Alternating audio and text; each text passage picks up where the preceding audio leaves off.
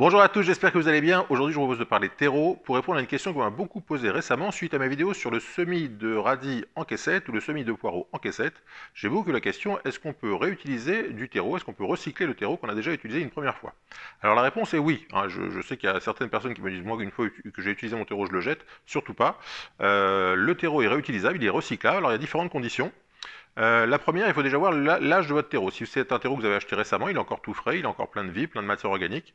Donc là, il est réutilisable facilement au moins une fois, sans rien faire, parce que il y a encore beaucoup de matière organique dedans, et que si vous avez fait une première culture de un mois ou deux dedans, il n'est pas encore épuisé, il y a encore des nutriments à l'intérieur, il y a encore de la matière organique. Et donc celui-ci, vous pouvez le réutiliser une première fois sans aucun souci. Alors le petit signe qui va vous montrer qu'un terreau commence à être fatigué, c'est quand le niveau dans le pot commence à baisser. Vous allez voir que quand vous remplissez votre bac ou votre pot au départ, il va se remplir jusqu'au niveau. D'ailleurs, quand vous mettez du terreau dans un pot, souvent je vois des gens qui mettent la moitié du pot, qui remplissent le pot à moitié. Non, quand vous avez un pot ou une terrine, vous remplissez jusqu'à 1 cm du bord. C'est pas la peine d'en mettre la moitié, je vois pas pourquoi on laisserait la moitié du pot, d'autant que les rebords du pot font de l'ombre au semis. Donc quand on remplit un pot ou une jardinière, on le remplit jusqu'à 1 ou 2 cm du bord maximum, pas à moitié. Ça, c'était une petite parenthèse. Donc une fois que vous avez fait votre remplissage de terreau, vous avez un petit peu tassé, vous allez voir qu'avec le temps, le niveau va baisser. Alors pourquoi le niveau baisse? C'est parce que la matière organique qui est dans le terreau va au fil du temps se décomposer, c'est normal, hein, les micro-organismes consomment la matière organique et donc font baisser le niveau. Ça disparaît, ça se transforme en eau, en CO2, et donc votre niveau baisse. Alors quand le niveau baisse, ça veut dire que votre terreau commence à être fatigué, il y a moins de matière organique, il y a moins de nutriments, il commence à être un peu trop compact, et donc les plantes vont avoir du mal à se développer dedans.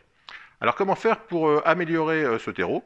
Première solution, racheter un sac de terreau et puis faire un mélange 50-50. Alors c'est une solution qui est simple. L'inconvénient évidemment, c'est que si vous achetez un terreau qui a, je sais pas, un taux d'engrais de 10-10-10, si vous le mélangez avec un vieux terreau, votre vieux terreau ne sera pas à zéro, mais il sera pas loin de zéro s'il a été utilisé un certain temps. Et donc au lieu d'avoir un terreau 10-10-10, enfin un terreau enrichi avec un engrais à 10-10-10, vous aurez un terreau enrichi avec un engrais à 5-5-5 si vous faites une moitié 50-50. Donc il faut faire attention au dosage et peut-être vérifier que votre terreau de rajout, celui qui va compléter l'ancien, est assez riche pour qu'au final vous ayez un mélange assez riche pour nourrir les plantes. Donc première solution, mélanger l'ancien terreau avec du nouveau. Petite parenthèse, si vous avez cultivé des plantes qui ont développé de grosses racines, un gros volume racinaire, vous devrez tamiser le terreau parce que vous ne pouvez pas remettre des vieilles racines dans votre nouvelle plantation parce que les racines vont se décomposer et risquent de poser des soucis à votre nouvelle plantation. Donc si vous avez beaucoup de racines qui sont développées dans votre terreau, vous le tamisez et vous faites en sorte que vous ayez quelque chose de très souple. Hein, je parle toujours de couscous. Un bon terreau, c'est une structure de couscous. Donc si vous avez des racines qui se baladent dans votre terreau, vous le tamisez et vous récupérez le résultat et vous aurez un substrat bien souple et bien couscousseux. Autre chose concernant le mélange 50-50 entre du terreau neuf et du terreau ancien, vous avez intérêt, si vous faites ce mélange, à faire un premier mélange d'une part pour faire remplir la totalité de votre pot, de votre jardinière, de votre caissette, et garder un peu de terreau neuf pour mettre en surface, parce que vous aurez en dessous, sur la partie inférieure de votre pot, un mélange, donc qui sera ce qui sera, et sur la partie supérieure, sur 3-4 cm, vous allez mettre du nouveau terreau, ce qui fait que quand vous allez faire vos semis dans cette partie supérieure, vous aurez un terreau sain qui n'aura pas de... Parce que votre ancien terreau peut avoir différents... Il est évidemment beaucoup moins stérile que le nouveau que vous aurez acheté. Donc pour les semis, c'est toujours bien d'avoir quelque chose de pas trop dangereux, on va dire, pour les semis. Et donc en semant dans du terreau neuf, vous prendrez moins de risques qu'en semant dans du terreau ancien. Donc faites un mélange pour la partie inférieure et gardez du neuf sur les 3-4 cm de surface, on appelle ça un surfaçage, pour que quand vous allez semer vos graines, elles soient semées dans du terreau nickel. Alors deuxième solution, si vous souhaitez réutiliser votre vieux terreau sans racheter du nouveau terreau et que vous avez du compost ou du fumier, vous pouvez tout à fait enrichir votre vieux terreau avec ce que vous avez, donc du compost ou du fumier. L'avantage de cette solution, c'est que vous allez rapporter de la matière organique, donc de quoi nourrir les micro-organismes du sol, et donc votre terreau va se retrouver enrichi par cette décomposition de cette nouvelle matière organique que vous aurez apportée.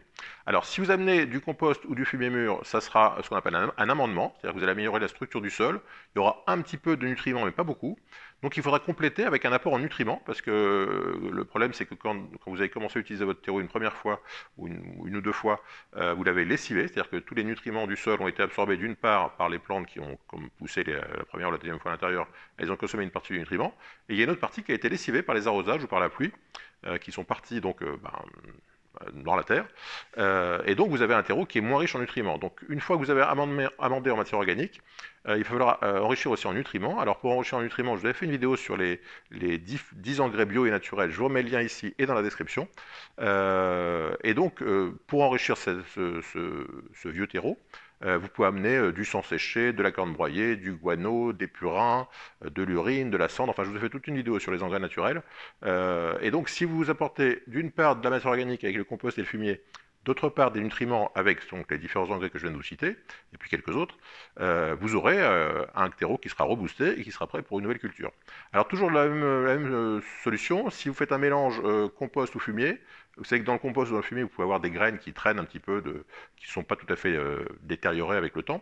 Donc pareil, faites un mélange inférieur avec ce mélange. Donc vous mettez dans la partie inférieure de votre pot le mélange compost, fumier et vieux terreau.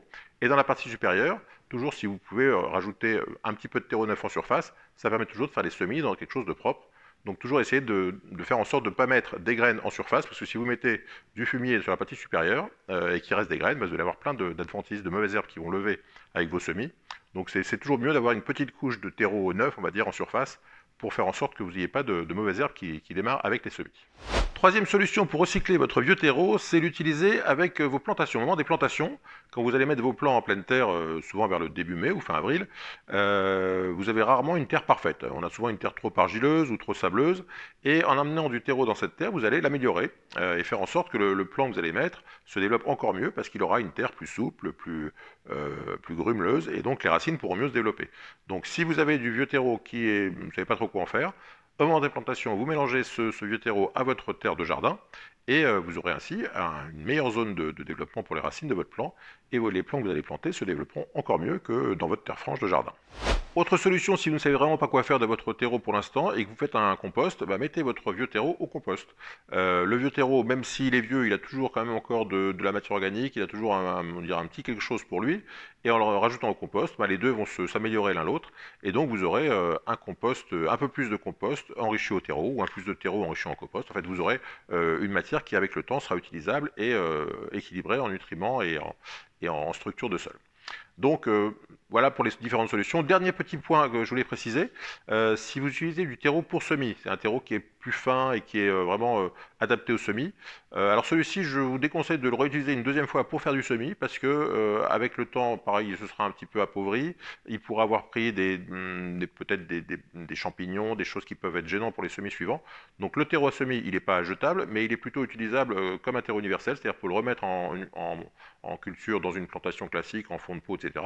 Mais disons que pour le terreau à semis, je pense que c'est mieux de reprendre du terreau à semis nouveau à chaque fois, plutôt que de réutiliser un terreau à semis qui pourra éventuellement, s'il est porteur de germes, faire en sorte qu'on arrive à ce qu'on appelle la fonte des semis.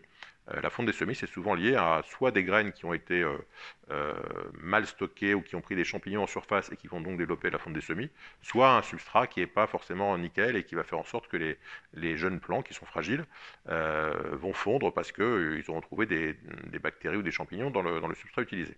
Donc pour le terreau à semis, recyclez-le plutôt en plantation ou avec du terreau universel en fond de pot, mais moi personnellement je ne réutilise pas pour faire des semis.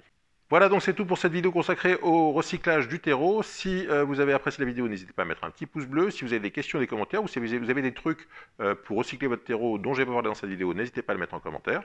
Et puis si vous n'êtes toujours pas abonné à la chaîne, je compte sur vous pour nous rejoindre très très vite. A très bientôt pour de nouvelles aventures. Bye bye.